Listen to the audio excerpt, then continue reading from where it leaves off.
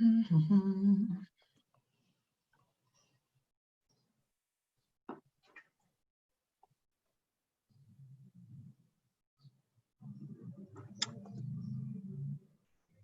to everyone joining. We'll just give you a few minutes to trickle in and do familiarise yourself with this housekeeping slide whilst we give it another minute or so for everyone to join.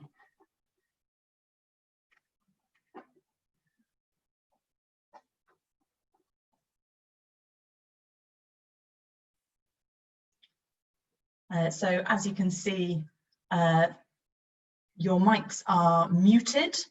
So for the Q&A, do please write in the chat box, which you can see highlighted at the bottom of your screen, or raise your hand during the Q&A if you would like to speak. So we'll just give it another 30 seconds or so, and then I'll go through the housekeeping one more time.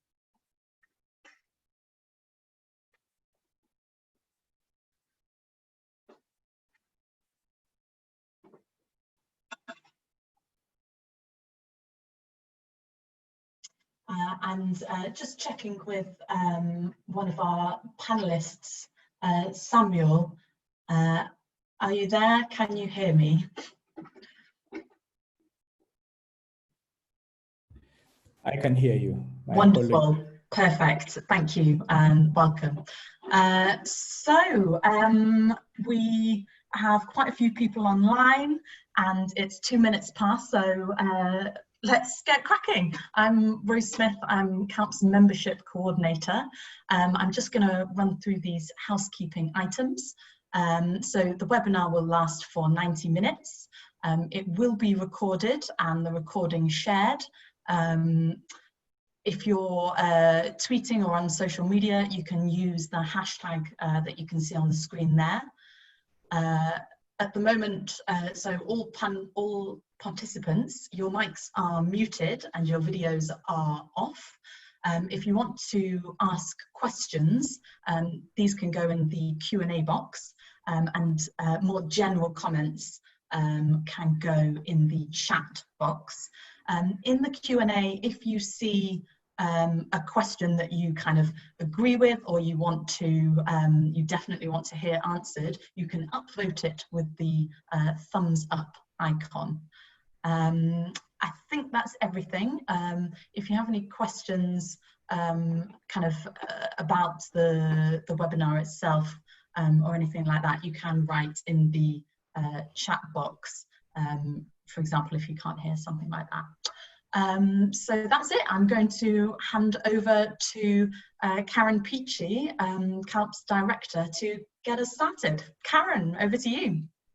Thanks, Rose, and good morning, good afternoon, and good evening to everybody. Thank you for joining us from around the world for this launch of the State of the World's Cash 2020 report. Let me start by introducing our wonderful panel, who will be reflecting on the key findings of the report and what they mean for humanitarian assistance. Moderated by the wonderful Heba, the director of the new Humanitarian, we have Laurent Bukera, the country director of WFP in Yemen, Sorcha, the director of ODI's Humanitarian Policy Group, Kimeu, the Executive Director of Africa Voices, and Dr. Jemilah Mahmood, the Special Advisor to the Prime Minister of Malaysia. So thank you all, our great panel, for joining us today. We're really looking forward to hearing your thoughts later. And for all of you online, please do join in the conversation through the Q&A chat box, as Rose has just mentioned, and on social media. Please do use the hashtag that we've got on screen as well, or we will shortly. Before we get started, however, we'd like to know a little bit about who's in the room with us. So if you could, you'll see a poll just appear on the screen in a moment. If you could take a second to answer that, we would love to know what sort of organisation you're working with.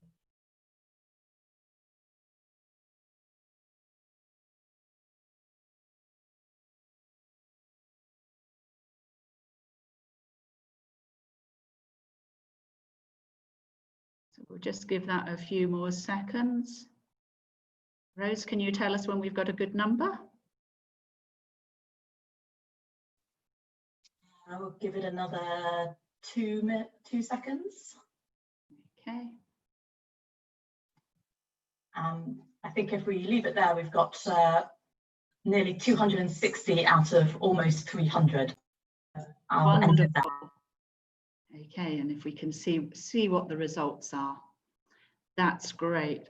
So we have a lot of people from international NGOs, we have a few donors, sadly very few from the government, some national NGOs, and lots of the Red Crescent, think tanks, and many of our friends from the UN as well. So a good diversity of organisations there, perhaps not as much balance as we would have liked to see, but maybe perhaps a little bit predictable. And we'll perhaps talk on that a little bit later as we go through the presentation. Before I hand over to the panel, I will just be sharing a little overview of the report, and I'm sure the panel will also perhaps be reflecting on those results. So here we go. The basis of the report. This report provides a comprehensive analysis of progress against the global commitments and recommendations laid out in the first State of the World's Cash report, which was published 2 years ago. It's the culmination of many months of work and draws on the views and experiences of hundreds of people. We're confident it presents a true picture of how humanitarian cash and voucher assistance has evolved. The report presents an analysis, honest reflections based on the research. It celebrates progress and it highlights gaps and challenges. As you'll see, there are 9 chapters in the report, so if we can move on to that slide. So it follows much the same pattern as the first State of the World's Cash, with some additional chapters added. Okay, next slide. A decade ago, the use of cash was limited to small, scattered projects and seen as a fringe activity. 5 years ago, cash was still used in an ad hoc way and doubters were many. Today, while critics remain, the majority of humanitarians recognise that cash is an essential component of almost every response. While the pace of change in the humanitarian sector can feel impossibly slow at times, the massive growth in the use of cash over the last decade marks a highly significant evolution. But it's not enough, and there's more that needs to be done. As we launch this report, the world is facing profound challenges. Climate change presents a global emergency on an unprecedented scale. And of course, COVID-19 has rocked societies and economies around the world. Inequality is increasing, and projections suggest that 100 million people will be pushed into extreme poverty. With needs soaring and available resources shrinking, the need for an agile, efficient, effective, and accountable humanitarian system has never been more urgent. Yet, just at this moment when we need the aid sector most, it is, quite rightly, under scrutiny and change is demanded on many fronts. This report is another call for change. The report underscores the need for a fundamental shift in the way we do things. It calls for changes that move us from a position where the priorities of people in crisis, it calls for changes that move us from a future where the priorities of people in crisis and their assessment of value define success, more so than the benchmarks of donors and agency. Few of us would question the value of moving to a more people-centered system that enables the delivery of better assistance. But while this appears to be agreed in theory, we're not there in practice. Individual organisations are making progress, and there are some examples of improved interagency collaboration. We should celebrate those changes, but we must also recognise that individual actions will only get us so far. A more user-centred system requires that we look more broadly and think about the system as a whole. We need a more accountable system where change is guided by evidence and by the needs and preferences of people in crisis. Such change will require, among other things, a major shift in power within the system, and serious shifts in mindsets. in all our mindsets. So now let's take a look at 4 of the key shifts identified in the report, some of these being accelerated and influenced by COVID-19. The first shift is about the volume of cash and voucher assistance being delivered. As this slide shows, there's a lot of good news in this area. Over the last 4 years, humanitarian cash and voucher assistance has doubled, reaching approximately $5.6 billion in 2019 and accounting for about 18% of international humanitarian assistance. Growth is uneven, with an increasing proportion of cash being delivered by a few agencies, with the UN and its partners now delivering 63% of the total. Encouragingly, most practitioners feel there is increased donor support for cash, and most believe cash is more systematically considered when responses are being planned. But as we soak up this good news, let's not forget that 4 years ago, in 2016, a report by GPPI estimated that if CVA, if cash and voucher assistance was used whenever it's the best tool, it would account for approximately 40% of international humanitarian assistance, more than double the current proportion. Further, as the global volume of cash and voucher assistance increases, there are important questions to be tackled about quality and about the systems that we use to enable us to work at scale. The second shift is about the humanitarian system. Using cash is like fitting a square peg into a round hole. Cash is a multi-sectoral tool sitting in a sector-based system. Not only are there questions about where cash fits, but cash also asks questions about who should decide what's needed. Should it be donors who decide, agencies, or recipients? The report provides many illustrations of these issues. Next slide, please. For example, talking about the square peg problem, practitioners believe that the lack of predictable cash coordination is having serious operational impacts, causing delays and making responses less effective. Indeed, this issue was echoed earlier this week at the opening of the Grand Bargain meetings. That said, while global debates continued unanswered, we must applaud the work of the cash working groups in regions and countries who, despite limited support, have laboured to strengthen the operational coordination and enhance responses. Just think what they could do if they actually had support. So why is this issue so hard to resolve? Why hasn't it been resolved in several years? Fundamentally, it's because many actors then need to cede power and control for this to happen. And this brings us to the third shift, that cash shifts from power, from agencies to recipients. The evidence shows that people in crisis prefer receiving cash. Overall, cash recipients feel better informed, more consulted, and feel that their needs are being better met than those who receive other kinds of assistance. Cash puts decision-making where it should be, in the hands of those who know from experience what it takes to protect themselves and their families. For me, this is the single most critical change that cash brings about. Most practitioners report that the quality of cash programming has improved over the last 2 years. The increased focus on quality is welcome, and a consensus is gradually emerging that quality should be understood from the perspective of recipients. We have feedback mechanisms and are common in cash programming, so we have the means to do this. But while the report acknowledges this progress, it finds there is little evidence that user feedback is actually driving significant programmatic change. We need a shift from focusing on gathering feedback to acting on it. I'll move on to the fourth shift now. As mentioned earlier, cash and voucher assistance is increasingly being delivered by a few large agencies. Yet the fourth key shift shows that it is also driving a more diverse humanitarian ecosystem. This paradox is explained by the fact that cash programming is building stronger links with governments, with private sector, market actors, and between local and international actors. It's also showing the need for more specialised roles alongside those delivering cash. In addition, cash operates alongside other financial flows, remittances, social protection, peer-to-peer giving, and so on.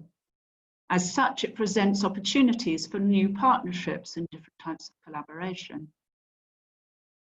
The report also finds that while the focus on localisation of cash assistance is increasing, there has been limited progress in this area.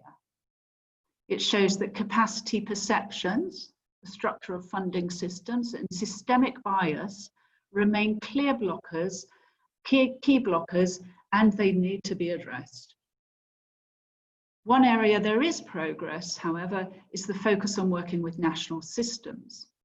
An increasing number of organisations report that they have worked to some extent and at some time with governments and working with them on their national social protection systems to deliver cash. This trend is being accelerated with COVID-19.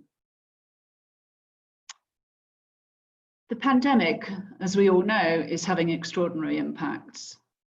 When there's so much suffering, it can be hard to think about opportunities, but crisis always presents them. The pandemic has pushed many actors to scale up the use of cash as the only way to save lives and support livelihoods at scale. It has driven an increasing use of remote and digital programming. It's accelerated the use of technology. It's spurred links, as I mentioned, between humanitarian and social protection actors, and much, much more. The report explores all of this. It also lists opportunities, some of which you can see on screen, for how we might build back better. In conclusion, this report offers insights into a changing humanitarian system which is facing huge challenges. We see the growth as cash as hugely positive. It's an effective, efficient, and accountable form of assistance which puts decision-making power where it should be. But we also see that delivering more cash asks a lot of humanitarian actors.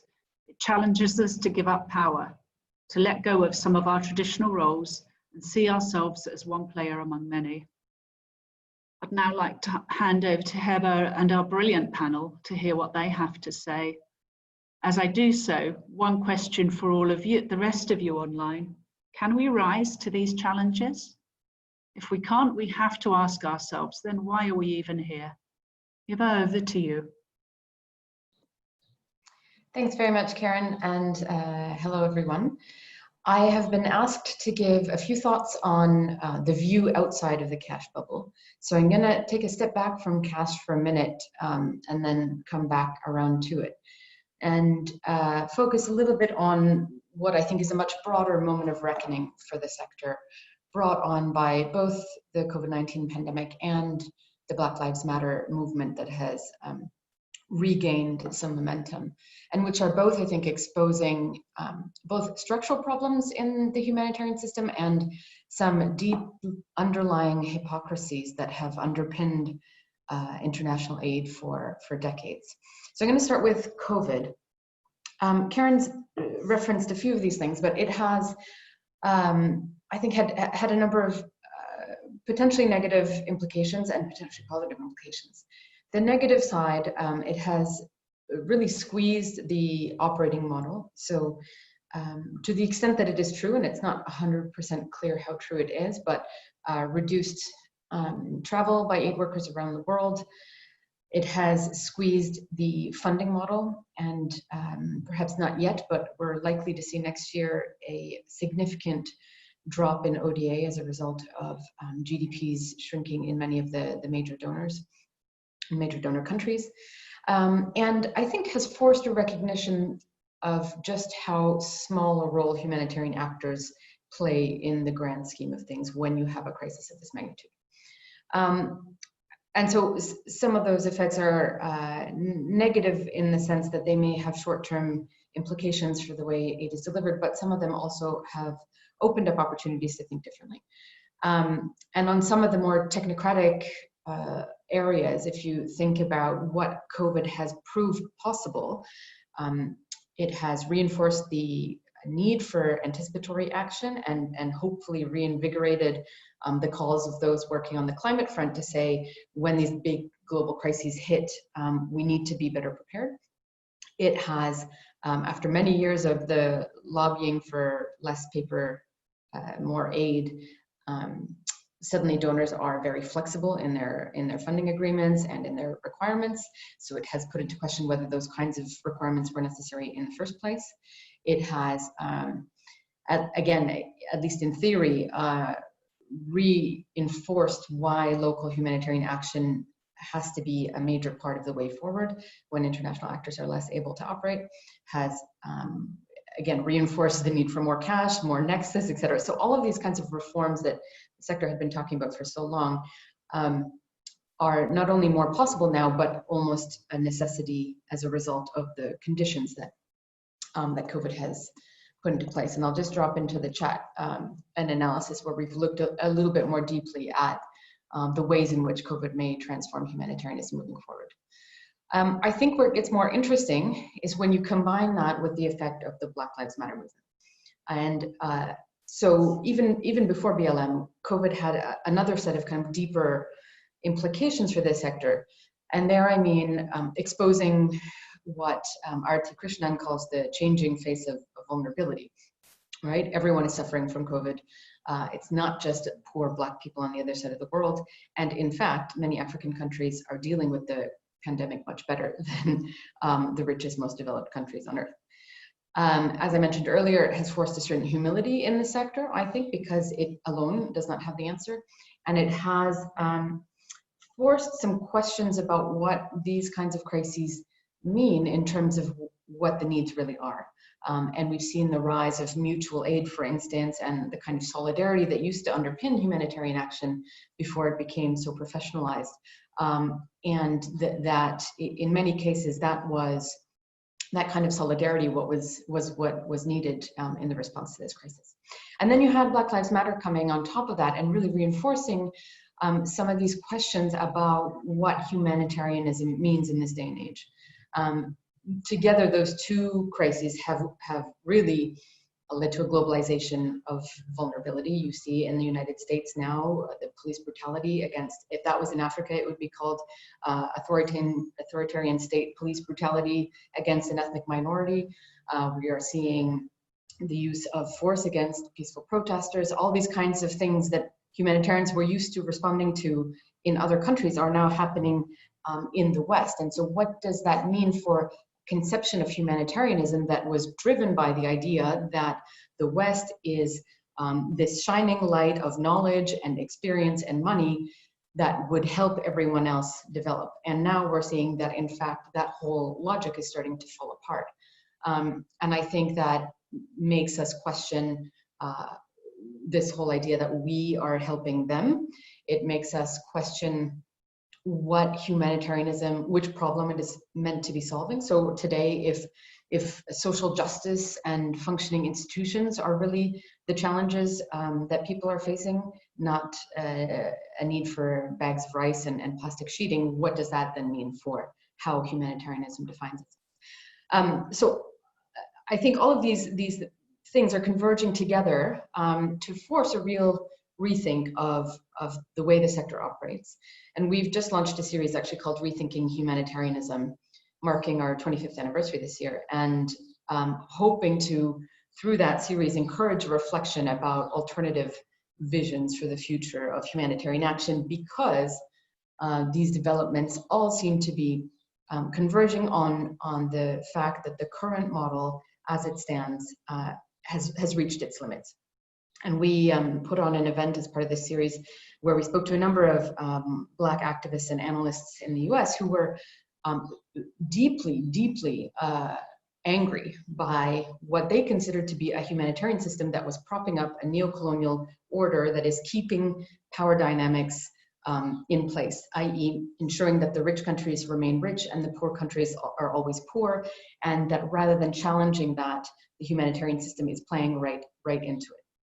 And I give all of this context to say that I think cash is a really interesting answer in some way to all of these challenges. It's an answer to the challenges around the operating model. If you can't travel around the world the way you did before, it's a challenge. It's an answer to the financial constraint. If there isn't as much money, and if the argument is true that cash is much more efficient in terms of the value going in and the output coming out, and it's an answer to this increasing unwillingness to accept the status quo when it comes to power dynamics. The question then becomes, that potential of cash being transformative depends on a certain definition of the way cash is used. And so is cash just the latest tool to do the same old thing, or is it a way in which aid is being radically rethought? And that's what I'd like to get to some answers on throughout the discussion. I will just say, for those of you who are interested in contributing to this discussion about what the future of aid should look like, this is, again, I'll drop into the chat box a link to our series around rethinking humanitarianism. So with that, I am going to turn to our panelists to try to answer this question: is cash proving in practice to be the transformation that it was set out to be, and that is especially possible today as a result of these recent developments? And I'm going to start with Laurent Bukera, who is the WFP representative in Yemen. As I get into the discussion, if you have questions, drop them into the Q&A, and we will get to that a little bit later. Laurent joined WFP in 1994, so he's had quite a long career with the organization, from Burundi to Uganda to Sudan to Senegal, and most recently served as country director in Somalia, where the humanitarian response went from 30% cash to 90% cash. So he was part of a massive scale up of cash in Somalia, and is now in Yemen, where there is also a massive cash response. So Laurent, it would be great to hear from you what this rise of the use of cash means for the way you and WFP work. Thank you, Heba, and thanks all. Thank you for the time, and thanks for the invitation. First, I mean, I just want to let you know how the subject of ethics actually matters very much for me at the moment. I think in the Yemen context, it is a subject that occupies our daily concern, and I'll come to that in a moment later. But I think first and foremost, I think on the key question, like, are we seeing the impact that we all had wished to see some years back when this all started, and are we seeing this as a potential to do even more? I would say, if I look at the result and the scale of cash at the moment, I would be tempted to say yes. But the scale is not all. And I really think we are all focusing, of course, on the metrics to see a significant progress in the volume of assistance going through cash. But I really think, like, as the reports indicate, it's also the quality. And I would say the multiplier effect is actually something we should keep our eyes on. We can do cash as an end in itself.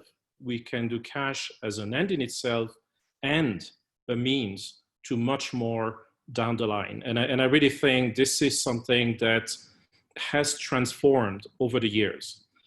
I started being, I would say, exposed to the cash discussion world within WFP, and I can't tell you everything, but I can tell you that the beginning of that world was, I think, probably a very scary and a bit mystic world. There was a lot of internal, I would say, concerns, internal, I would say, myth and concerns that basically slowed us down and made us start as a cash with the word pilot. I would say many pilots here and there, which I think were good for learnings, but basically also made us start maybe at a pace which certainly was slow, but allow with the learning to bring us to another dimension. At the moment, I think the pace and the scale is not the issue anymore. I would say certainly we have some countries where we are not yet at scale but we could do more. But generally speaking, I think we are into it fully. Where I think the huge shift has taken place is when it comes to how to do cash. Speaking with, I mean, from my own experience, because I'll speak to that primarily, is I think the challenges of the places where we do cash are actually bringing first humility into us. I think you mentioned the word humility earlier, but also bringing us to a reality of what we are trying to achieve with cash.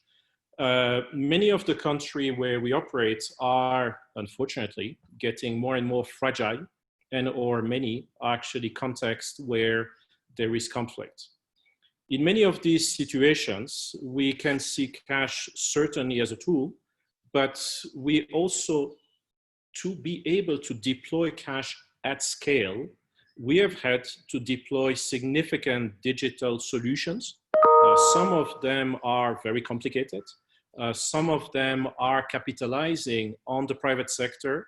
And I would say all of them are gearing towards engaging with the private sector.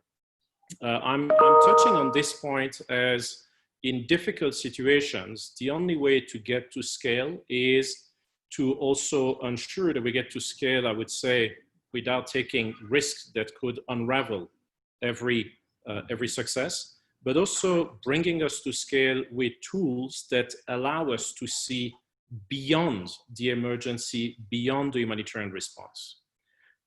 In that context, and I think for me, in terms of the multiplier effect and the platforms and the registers, etc., we're getting into an environment which is actually much more about government, about institutions, solutions.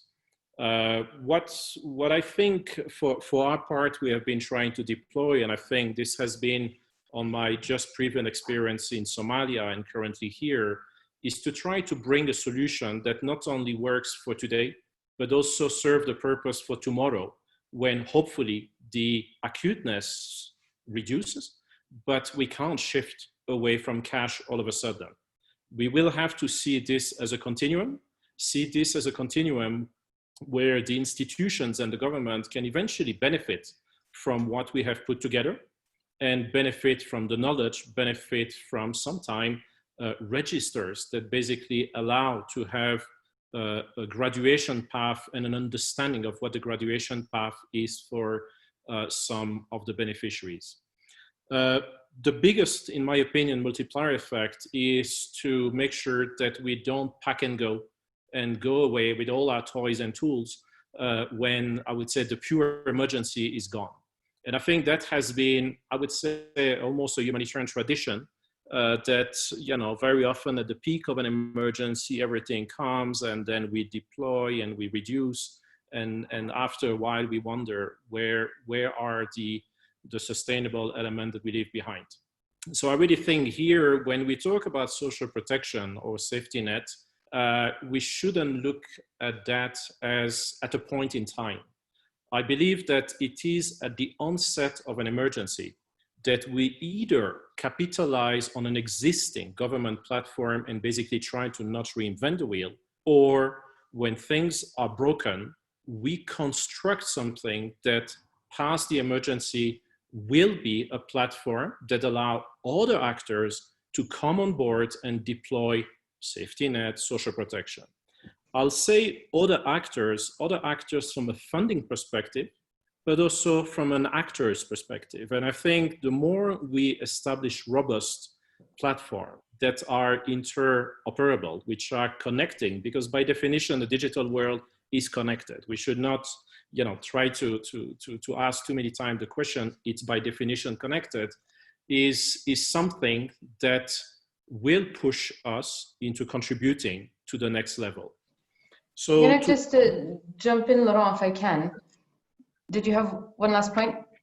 I think my last point is just to consider that the private sector is not an element that we should think of at the end of the day. It's an element which is there. We often talk about the financial service providers, but I would say it's not only that. I mean, any beneficiary receiving cash, we are basically bringing them back to a market. And I know it's pretty evident, but we often stop at giving the cash.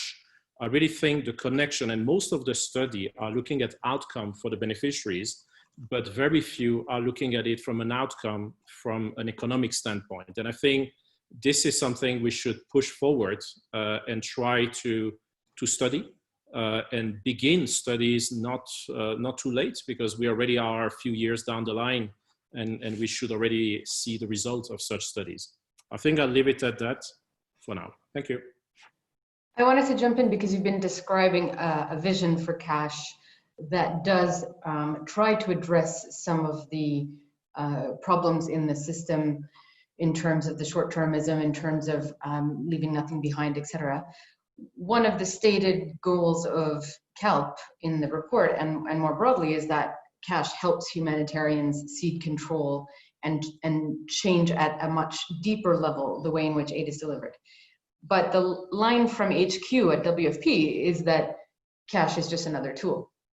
And I remember 5 years ago doing an interview with then Executive Director Earthren Cousin, and I had asked her, so does this use of cash now mean that you won't need as many people? You've got 14,000. Surely, if you're distributing by cash, it's you can downsize. And her answer was no, of course not. It's just going to be that instead of logistics people, we're now going to have monitoring people, etc. So it didn't seem to me as though cash was seen by WFP as fundamentally shifting the whole premise of aid. Is there any evidence in the field, from your view, that it has actually contributed to humanitarians at an international level becoming less relevant, ceding power, etc.?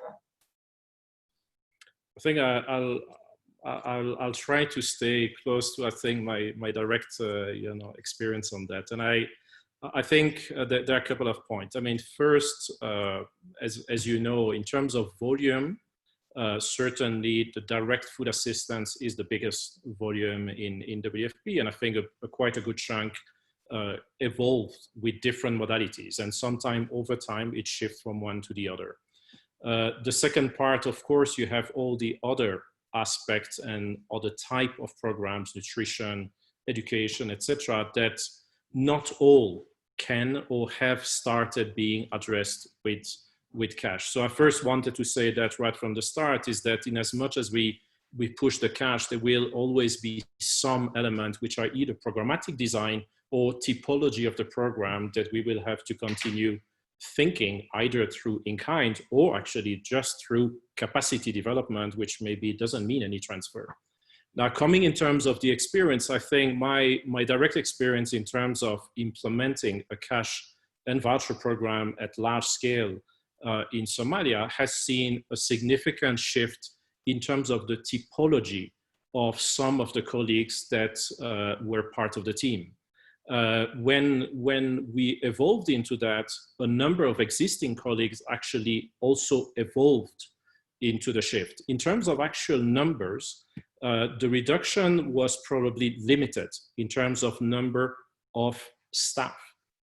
What changed significantly was the typology. And what also changed was the fact that we actually adopted the platforms that were used for cash as platforms for entitlement transfers, also for the in-kind. So I think another effect of cash is that given the concept that cash is far more risky, and therefore we need far more digital solutions, in fact, we have been able to adopt some of the digital solutions to basically have better traceability and accountability on the in-kind platform. So what I'm trying to say is that it's not just a shift in terms of volume. The type of transfer that we do is not only cash-based. Some will remain nutritious product and other programs. And quite honestly, what is the best, and I would say the more in-depth transformation, has been transforming the actual employees themselves, as opposed to pushing them or defining cash as a reduction in force for the organization. Many colleagues have moved on to other operations and are bringing with them a significant value and much more in-depth knowledge of platform? So I want to pick up on some of that with Sorcha, our next panelist. Sorcha O'Callaghan, who's the director of the Humanitarian Policy Group at the Overseas Development Institute, leads research into humanitarian system reform, inclusion, gender, displacement, financing, and is a specialist in civilian protection, displacement, and humanitarian action in protracted crises, having also worked in the field, particularly East Africa. Sorcha, I'd love to hear your thoughts on how cash is or is not pushing humanitarians across sectors and to what I was starting to get at with Laurent, really challenging the way in which humanitarians deliver and the way in which they plan their programs. Over to you. You would think after 3 months that I'm able to unmute myself on a Zoom, but hello everyone, and it's a real pleasure to be here, and hello Heba.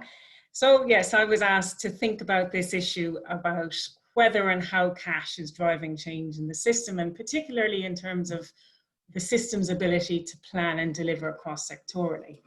And having looked at an early version of the report, I guess what struck me is that rather than thinking about how cash is pushing the system, what I see from this report is that we're now in a position where the lack of change within the system is actually now impeding the delivery of cash. And so I was there in ODI 10 years ago where we were all hoping that cash would be this radical disruptor to the system. And there was a lot of talk there about, you know, I guess, yeah, this issue of putting decision-making into the hands of recipients. And I think the real challenge to that was, yes, power of agencies, yes, control of donors, but I think at its heart, some of the issues that you mentioned is real conceptions of aid and, you know, what we now call white savior mentality, whether we actually trust people to make the right decisions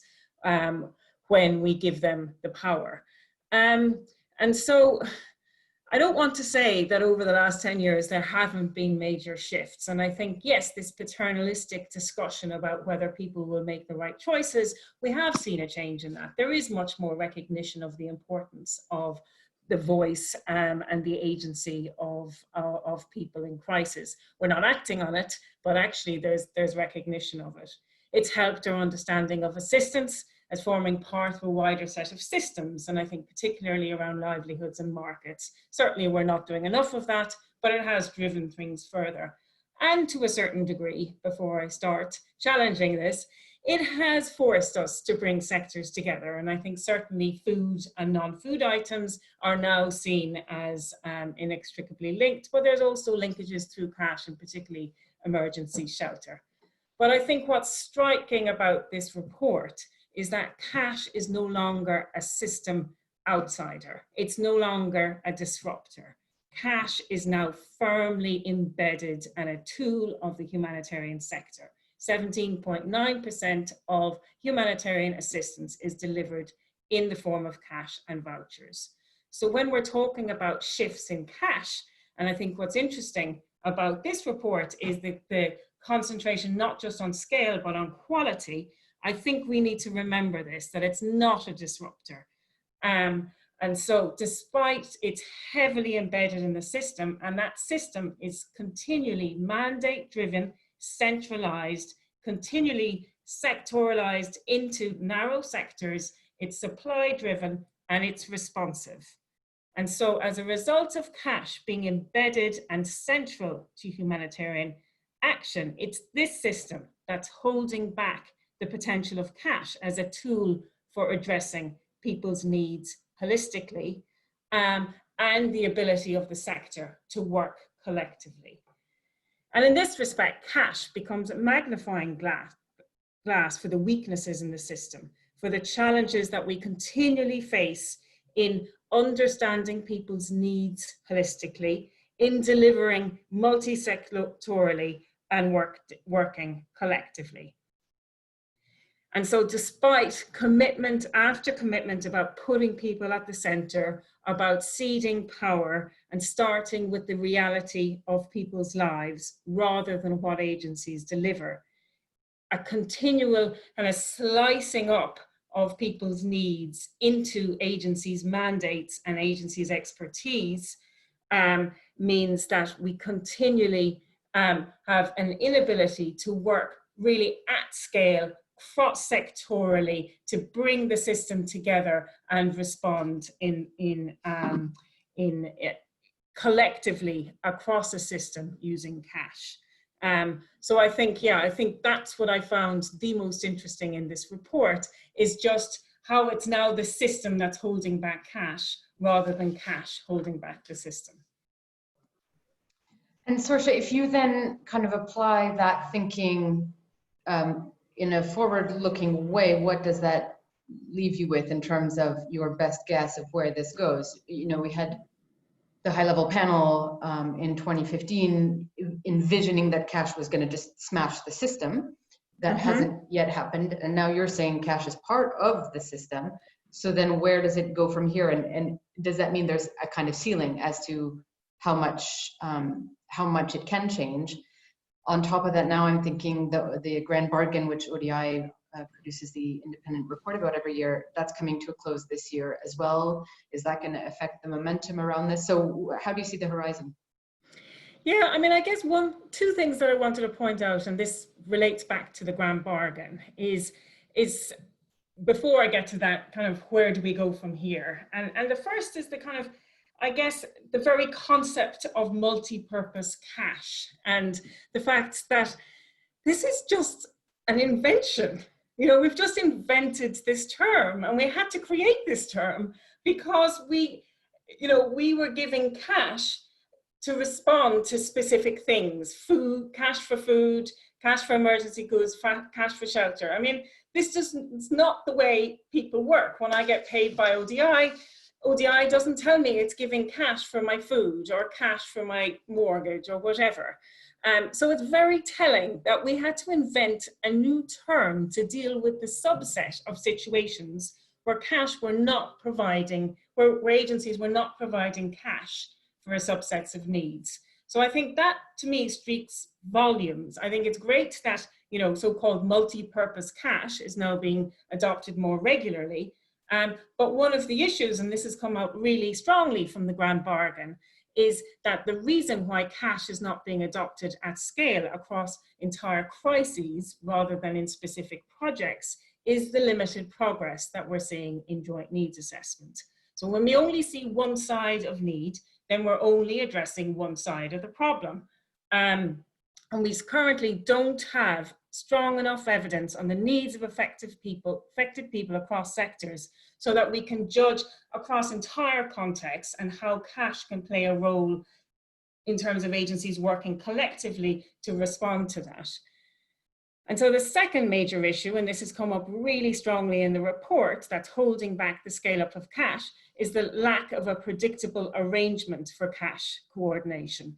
And, you know, I won't go into details, the report goes into details, but it's resulted in, you know, delays, inefficiency, gaps in delivery, duplication. And there's just been repeated calls after calls for this to be addressed. And we've seen collaboration. There's been collaboration in terms of new digital SIMs, in terms of technologies, consortia approaches. You know, Karen talked about the hardworking cash coordination groups. However, the lack of an agreed global arrangement and leaderships continues to hinder the ability of cash programming to reach its full potential. And the reason, and we know this, the reason why coordination is such a big issue is that the current coordination system operates in a way that consolidates decision-making, control of resources, and therefore the leadership of the cash response. And so for as long as the system is privileging the interest of agencies over people in crisis, we will not be able to see the transformative potential that cash offers. And this is not just a question of cash, it's a question of kind of aid and assistance more generally. And I think it's telling that the fact that where cash is getting bogged down within the humanitarian system means that we're not getting to that grander agenda that you were talking about, Heba. We're not capitalizing on kind of the future of cash. And so recent research by the Humanitarian Policy Group showed that in certain crises, international humanitarian assistance can be as little as 1% of the value for people in crises. And the people depend on remittances, support from religious social networks, government transports, other local support. But for as long as aid agencies' interests, mandates, and their narrow sectoral agendas drive decision-making in cash, understanding the opportunities and the linkages between humanitarian system and this wider, more networked landscape of financial assistance is really limited. So how can humanitarian actors become enablers in these systems rather than delivering in parallel?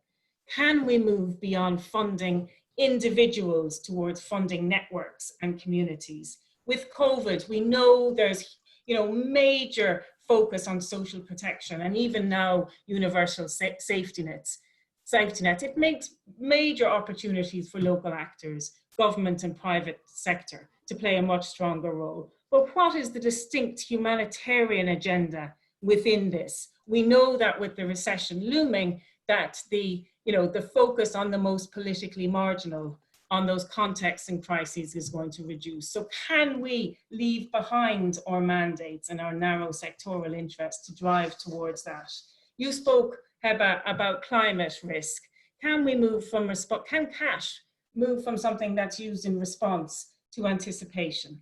So ultimately, the significance of cash is that it can and should place much more power in the hands of people and systems in affected crises. And this means ceding control, power, resources, but also in terms of shifting the culture. And that's what's at stake if we want to realize the transformation of cash. And that's why it's so difficult. And that's why you're not very optimistic. You've raised a couple of points that I want to come back to after we hear from Samuel and Jemilah. One of them is what you put as coordination, what I will call turf wars.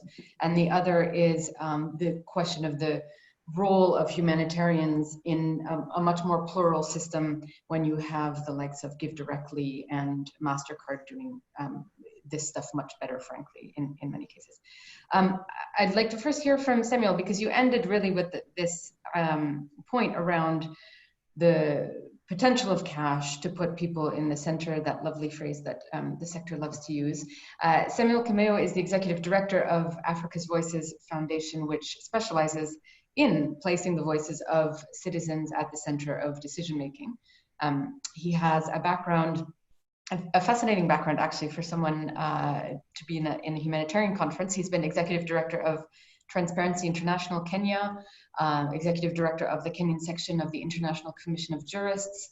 He currently sits on the African Union's Advisory Board on Corruption, so brings a slightly different perspective to the conversation. Samuel, could you, one of the shifts that was highlighted off the top in the report was that cash was meant to be this catalyst for a more people-centered approach to aid. Is that in practice bearing true?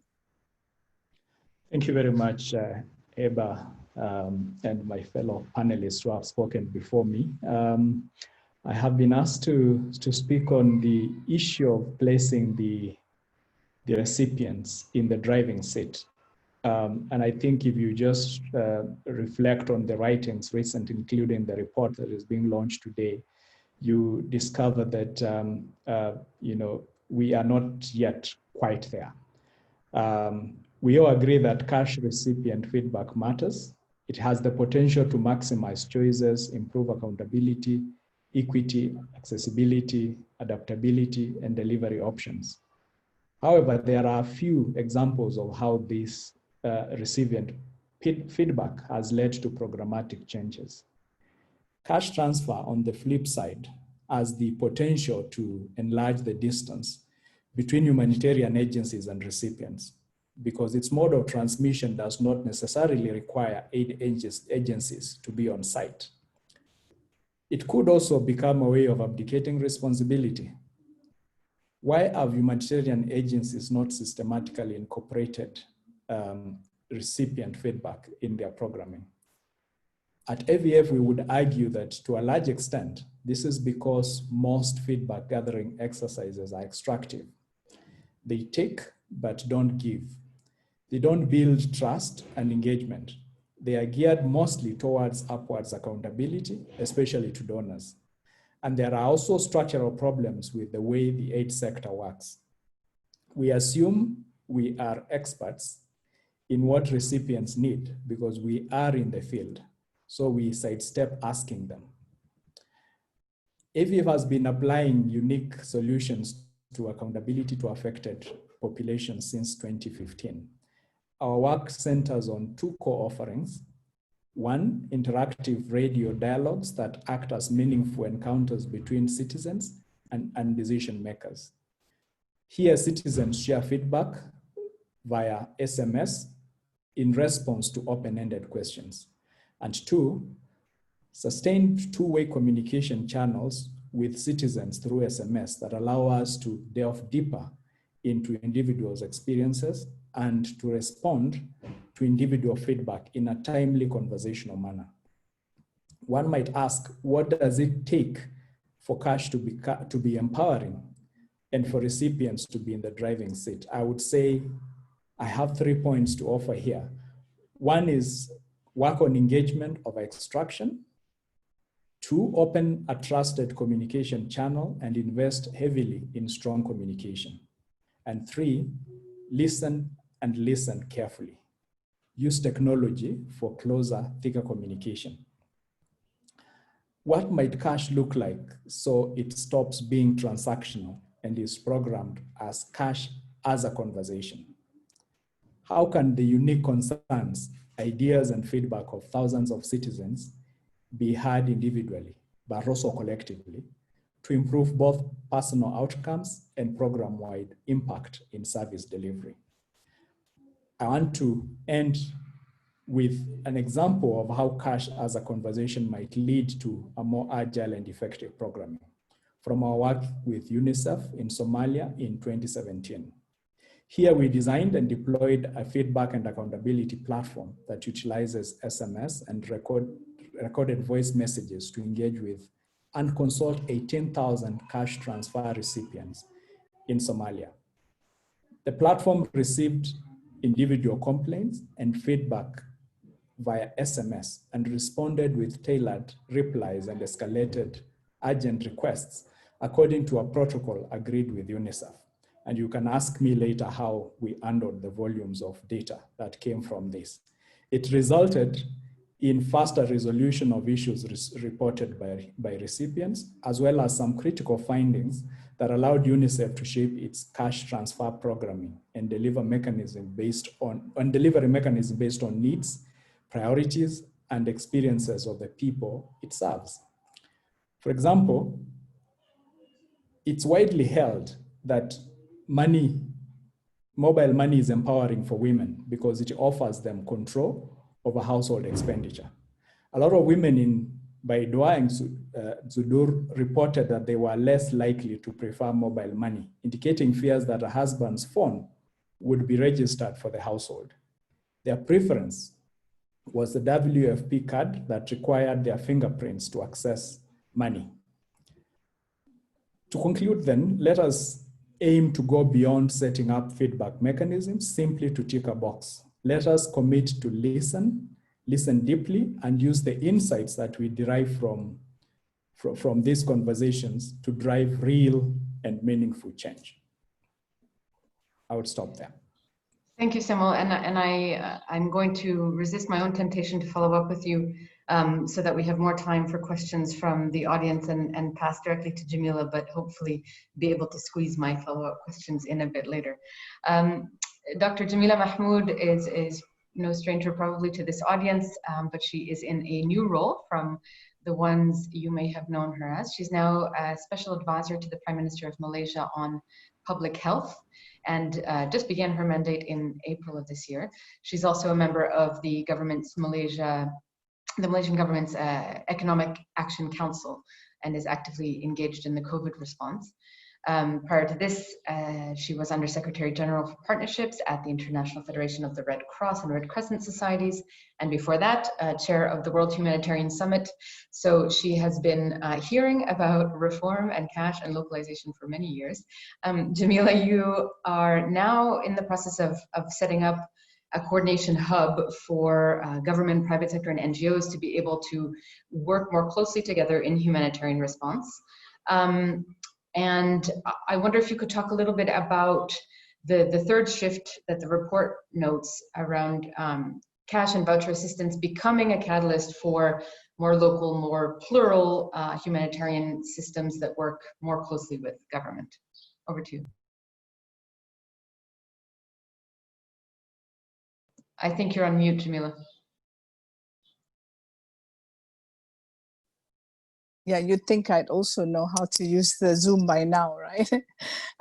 First of all, it's a pleasure to be here. I mean, I was feeling very lonely in government, and it's so nice to see familiar faces on this webinar. I think that, you know, before I address your question, the first thing I want to say is that it's all about names, isn't it? We call it cash and voucher assistance, which is a very international humanitarian system nomenclature, whereas governments have been doing, you know, cash in so many different ways. And governments have also been doing humanitarian assistance even far more than what international humanitarian actors or civil society might do. So we have to remember that. When I came back to Malaysia, after being, you know, in those roles that you mentioned, and banging the doors and banging, you know, my fist on the table about the importance of localization and about, you know, inclusion and so on and so forth, it was a fantastic opportunity suddenly presented to me to look at how we can make that real. So when the COVID-19 happened, we do know that it will require an all of society approach. What happened in Malaysia was the private sector, and Malaysia being, you know, a high middle income country, were really, you know, so generous and wanted to contribute to the response and not knowing where to go and what to give. And then there was a civil society that were all on the ground, you know, not really understanding, you know, where they would be creating most impact, how they would be able to link up with existing government systems. And of course, the government that had, you know, its usual response, and cash was one of its major responses. There have been really large cash packages for response, recovery, and so on and so forth. So that was when the opportunity arose that I said, well, if we're going to have a successful response, we need to bring everyone together, not just for COVID, but also for future crises. And we developed something called the Malaysian Action and Coordination Hub.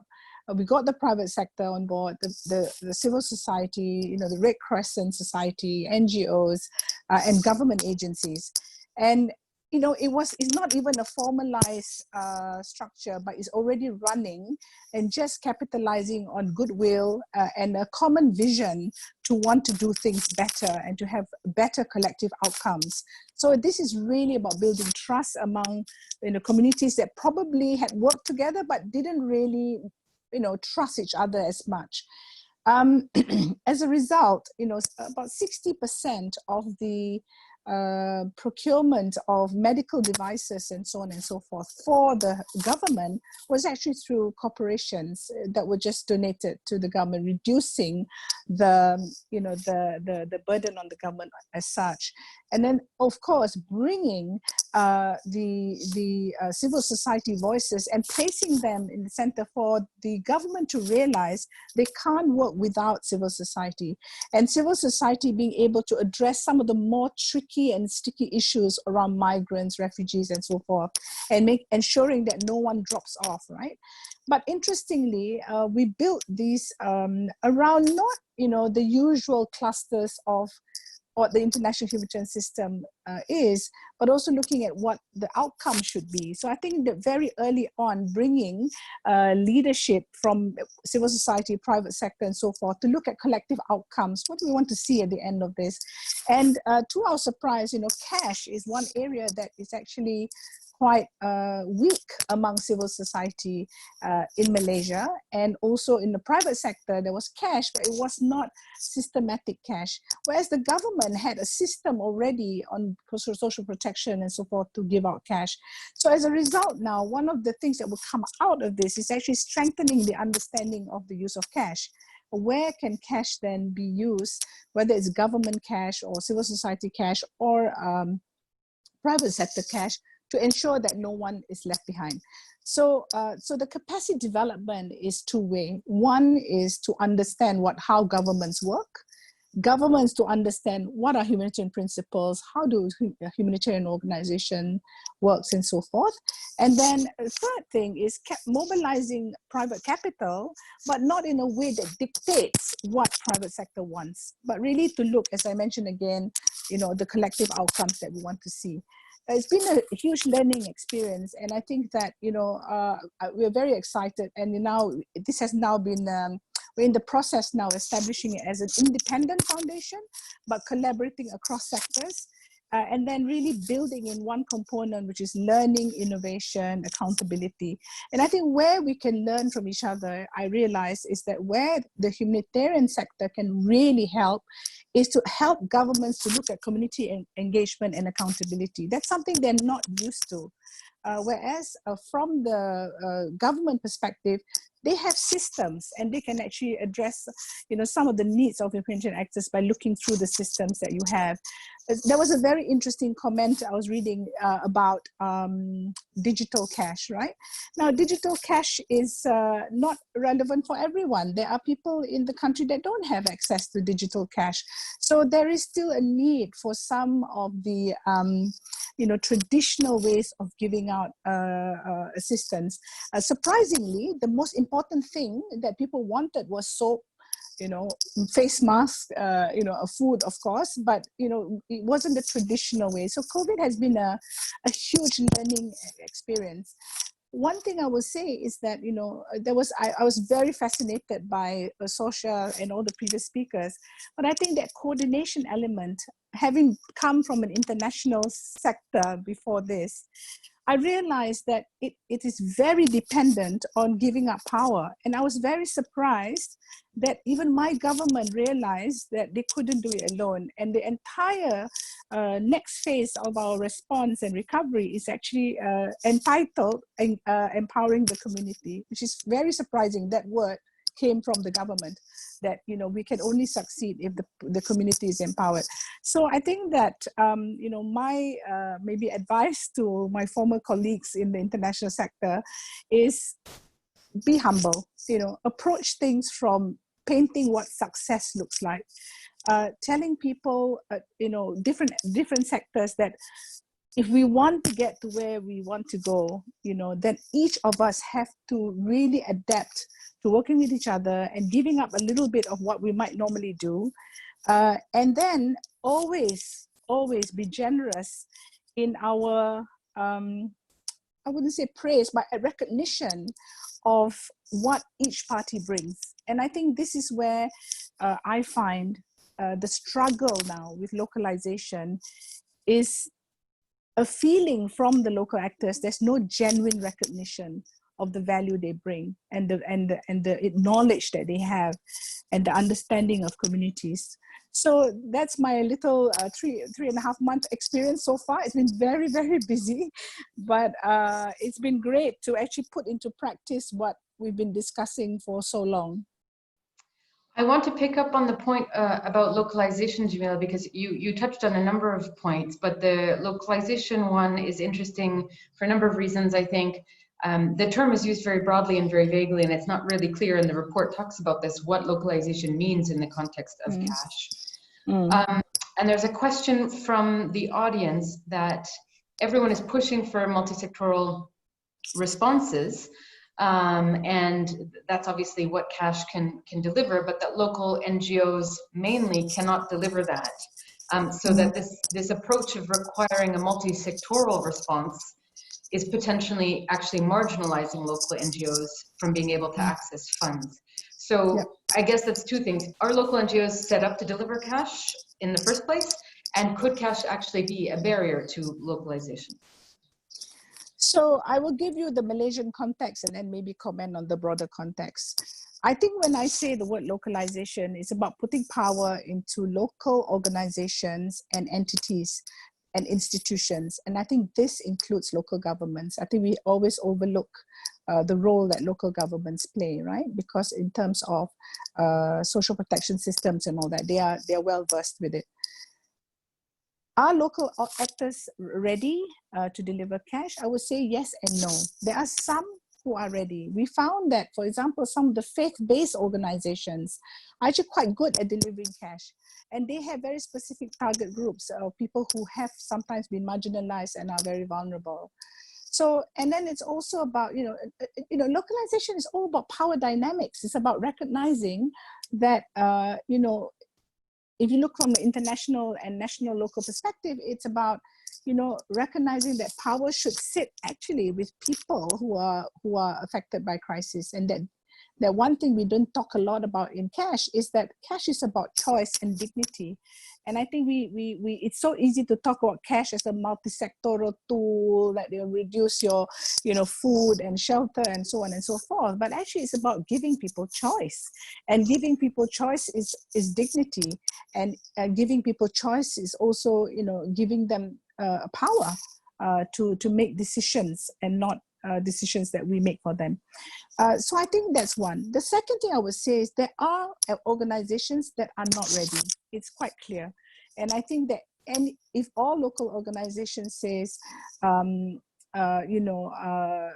they're ready to give, to run a cash program, I would very much doubt it. As someone who also started a local organization many years ago, I think where local organizations need to play a role is one of it is actually understanding the communities and helping other international or national humanitarian actors to understand the context and the situation. But I also believe there has to be an investment in local actors, whether it's government or civil society, to ensure that they can deliver cash. I am very struck by, for example, some examples. I think it was the Danish Red Cross working with Kenya Red Cross, first of all on a blockchain cash program, which then turned into community inclusion currencies, which really is amazing. How do you give dignity to people to actually use community currencies, right? I mean, this is fantastic. I think the second good example I heard was from Zehra, actually, and she told me about the work in the British Virgin Islands, where, with the support of, international actors and so forth, a cash platform was built. But there was so much learning from that, that, they have been able to take the leadership as government and design the economic recovery from COVID, from the lessons learned from a post-cyclone or post-hurricane cash program. So I think, we have to be humble, all parties, even local actors, that not everyone is ready to deliver cash, but everyone should be, strengthened. Local and national actors should be strengthened to be able to, at some point, play a role in cash delivery. Really interesting, especially the kind of transition from a completely different crisis response to COVID. I'm going to turn to other. That's yeah. I hope I'm not frozen. Yeah.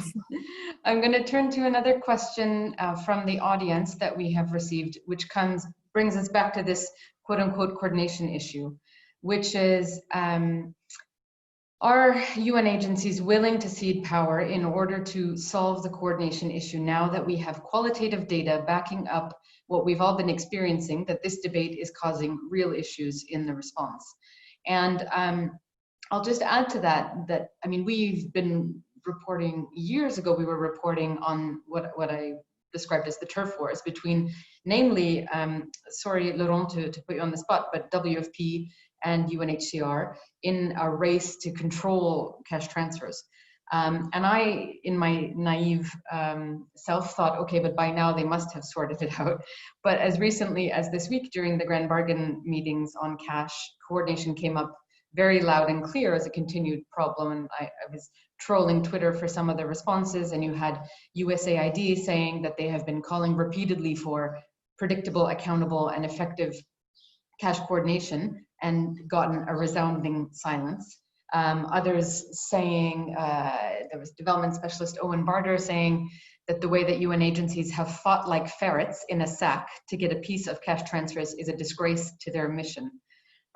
So Laurent, I'm going to throw this to you, in part because in principle, the UN has come up with a common cash system, and it had a pilot begun more than a year and a half ago in Yemen. What is the status of more collaborative approaches to cash today? Has it made any difference? Wow, you're really throwing it at me. No, no worry. No, I think first, I mean, I was listening attentively earlier to the seizing the power. I mean, words like that, I think, and reflecting a little bit, I was trying to see when did I took the power, because I think we should be careful not to create sometime an issue to become bigger than it is. I really think we are all, I mean, I'm going to speak from my own experience. We are all delivering on our objective and what we have been, you know, set to deliver, trying to use the best solutions and the best tools. And I think that's the starting point, and whether it is cash, whether it is in kind, quite honestly, that is just a best of the options that we use. I wanted to start with that because I really think like we should be careful not to, you know, to see this as a real power or not power. Honestly, you know, I could do with less challenges, you know, if anyone wants to deal with some of them. So I first, I mean, this is the first part. On the coordination itself, I think coordination is important, but I think sometimes we are looking at coordination in isolation, where very often, from my experience, the best coordination has been one that comes together, I would say, naturally, because of a purpose, not as a coordination for the sake of coordinating. That has been for me where the UNICEF or the UNHCR, when it comes to programs, whether it is a return, whether it is different type of programs, and basically have shared when actually it serves everybody is interested into the partnership. So I'm not really seeing this as, you know, it is something that tension, absolutely, and maybe requires an unpacking as to define that we want coordination to have a better outcome, rather than coordination to basically discuss who is to lead or who is the. But I think the better outcome is clear, that an affected person shouldn't have to go get cash from 7 different systems, and it's in the affected person's interest to have a common cash system. So the better output, I think, is obvious. The question that the audience is posing is, are UN agencies willing to let someone else run the ship in order for that better outcome to be possible? So would you be comfortable having a UNHCR-led cash program that WFP is not controlling? I think the multi-purpose cash, and sorry to use that term, I would say the cash, and the use of cash in many contexts is actually what take us as close as to what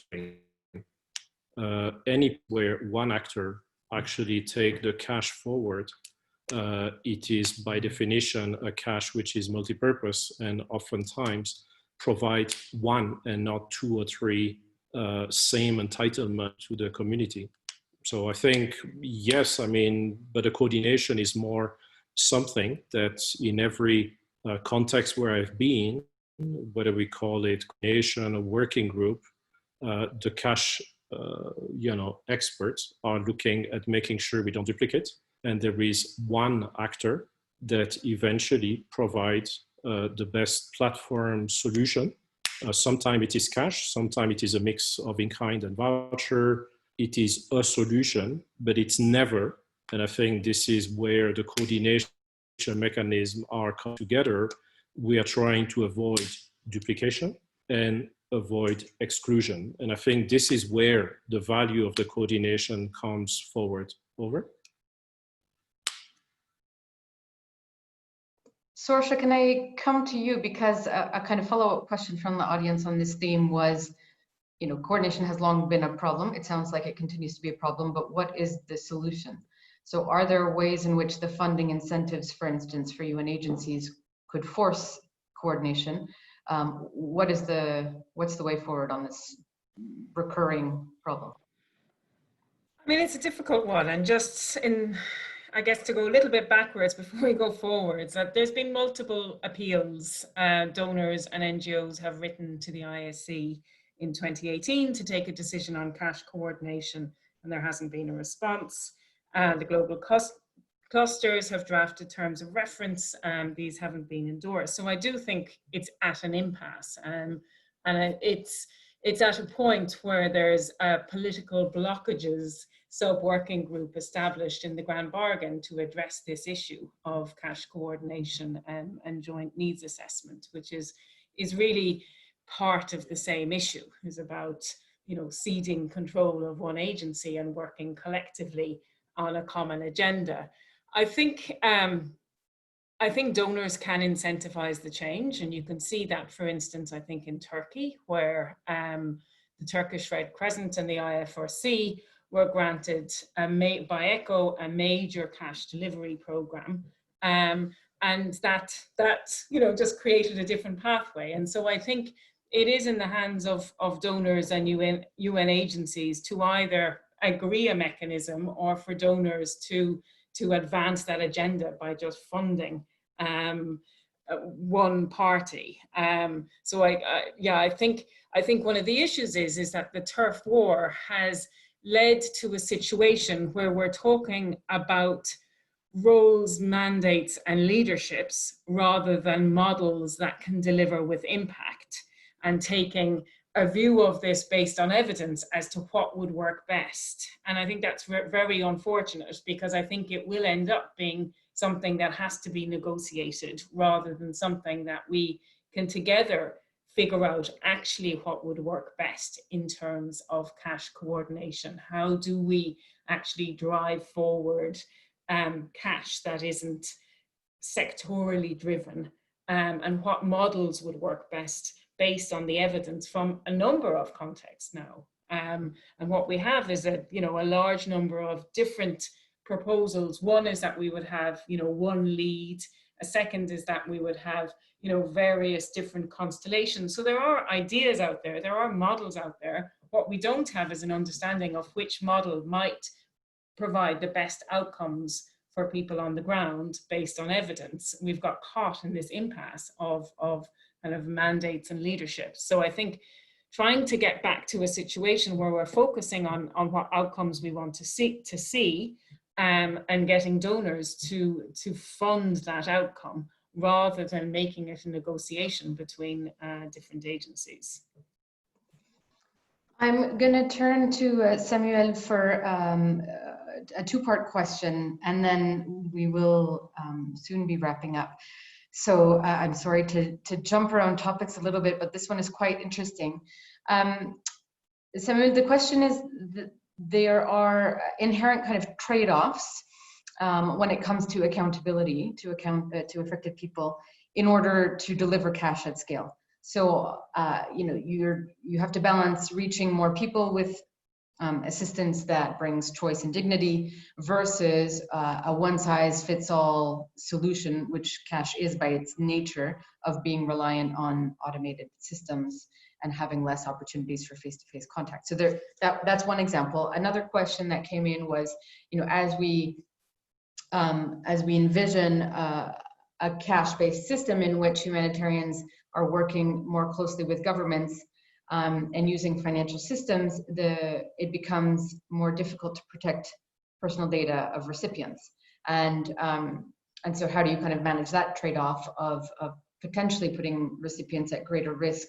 And so if you're looking at it as you do through the lens of what the affected person wants, how do you manage those kinds of trade-offs? Yeah, thank you very much for that great question. And I know that this is really largely part of the challenge that humanitarian agencies do face.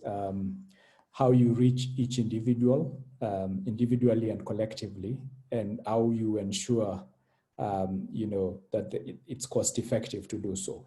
I think the answer would be, in my view, in the technology that is available. If we want to challenge ourselves to go the extra mile and listen to citizens, the technologies are actually available for us to be able to do that.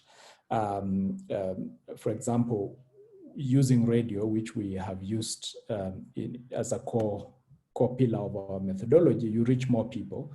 As long as people have cell phones, they are able to respond. And if you have a defined population of recipients, that means you can get that data from them and you can actually analyze it. On the data protection question, I will also say that there are ways in which you can separate the identity the identity markers of an individual from the data that is eventually analyzed. And there are quite a number of organizations that have been able to do that. So that the data that is shared openly has no identity markers whatsoever that can be used to trace the origin of that information. And secondly, it's also data that is analyzed and synthesized so that it is not just one feedback, unless it's a distress call that has a different protocol for handling it. Most of the data that would be valuable in this case is to understand what people think about their particular situations and how those thoughts could influence the way cash is delivered. So the technology is there. I think we just need to go to have the commitment and the courage to go that extra mile to look for those solutions and adopt them. And I think there is really no contradiction between doing that, what you're calling the trade-offs. It is true that you have to, the tendency usually is to say that let's maximize on providing the aid or the cash that is needed to help people at the expense of these other things. But remember, there's also a lot of resources that are utilized to extract data from recipients, mostly because we are required as aid organizations to monitor what we are doing and provide reports that our donors are interested in looking at. But in that process, we can actually get that same information, but still come up with a trusted two-way conversational package that allows, a dialogue to flow between the recipients and the aid providers that can still meet the needs of our accountability partners, those we have to account to, but at the same time, allow for feedback to come in and views to come in from the recipients. Thank you very much. It's a mixed picture that I think we're hearing through all of your comments between, for those who are advocates of cash, a very positive growth in the use of cash, and yet a whole bunch of questions that remain in terms of how meaningful that transformation is, the extent to which it is really serving the people who are affected by crises, the extent to which the deep underlying problems that are holding cash back from further scale are being addressed. And so it sounds to me like quite a mixed picture in terms of where the use of cash is today versus when the first report came out a couple of years ago. On that, I'm going to hand back to Karen to wrap things up, and thank you all very much for your thoughts. Thank you so much. Wow, I think that could have carried on for another couple of hours and people would have stuck with it, because there's been an extraordinary debate there. Thank you to all our panelists, to Heba, to Laurent, Sorcha, Samuel and Jemilah. And thank you to all those who are listening in. There's been a plethora of questions and comments going on that we will try and bring together and see whether we can bring those together as a Q&A, because there's a lot of requests for, these are great questions and great comments that are coming up. So we'll try and bring those together and Tomorrow we'll be sending out to everybody who was registered the link to the recording. We'll bring the Q&A together over the coming days, and no doubt some of those will find their ways into blogs and all sorts of other exciting things to listen to. We will also be publishing this report in Arabic, Spanish, and French, and launching it in those languages as well within in the coming weeks. So listen out to that, and please do share with other colleagues who couldn't make it today. A couple reflections, and then while I reflect, we're just going to pop another poll up on the screen, so we can get your thoughts from you. Are you really up for change? Is change in the system possible after what you've just heard? And while you're all answering that, please, just a couple of reflections here, a couple of sound bites. Be humble, recognize you're one of many. Cash is about choice and dignity. Cash is a magnifying glass on the failures of the system. Cash is no longer a disruptor as the system is holding it back. Feedback is extractive. Upward accountability, little goes back. No response from those in power. Lots and lots more. And more of that will be coming out. So before we lose too many people, how are we getting on with our results there? Rose, we've got a good lot of answers?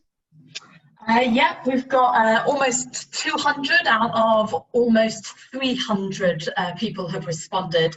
Right, so if you haven't responded yet, if you can just, we'll be shutting that one in just a couple minutes more, a couple seconds more.